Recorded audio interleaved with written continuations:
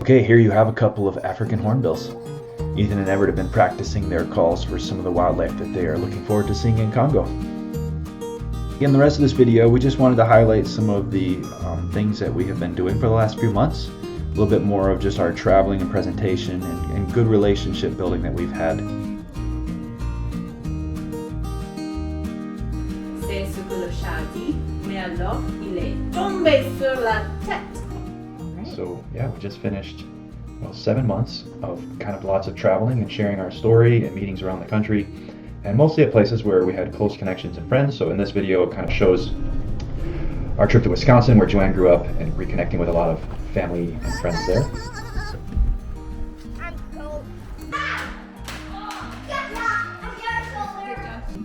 In daily life, we had to learn to adjust to each other's preferences of how to do a day. Would sometimes just be some space from each other. We had to learn what's the best way that we can both be happy communicating. We got a giant whiteboard. That was fun. And we wrote just all the lists, all the schedules, all the to-dos. And as long as it was on the whiteboard in its right spot, John could understand it, and I would feel good because it got out of my brain. I remember when I first started getting fidgety from not being able to work on things, I just started organizing everything in the house. And when I got to the kitchen, you kicked me out of the spice cabinet. I was like, it's not going to stay there. I'll have to put it back in wherever I just set it. So please get out of my spices.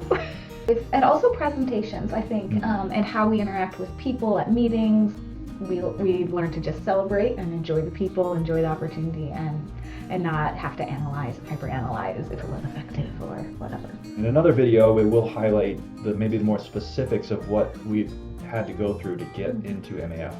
So I think we'll save that for another video. You can see that to come. But what's coming next is now we've just finished the season of full-time support raising. We are at a point where we can leave the country and go to language school, and so those are big milestones for us that application is in and accepted to go to France. We start technical training, which is called standardization. That's 2 months of training at MAF headquarters, where I'll be flying a 206 into the backcountry and mountains and getting a lot of good practice on search and rescue procedures and survival techniques, and a lot of stuff that we'll need to survive and thrive in Congo. So one thing that has come up is that we love coffee. So, is there any coffee growing in the Congo, John? We've been told lots of coffee grows in the Congo. Will we be able to fly to the place that sells it and pick some up in an MAF airplane, perhaps? I hope so. All right, and what will we do with that coffee? Well, we'll be able to roast it, because we bought a roaster. It's been Side fun. note, if you have a great name for the local coffee roastery, put a comment below. Also, something else we wanted to talk about is just as we prepare to go, there's a lot of things that are exciting and we look forward to, but there is some real challenges that our family's been working through, and it surprises us, I think, that at different times, different things become really difficult for us to let go of.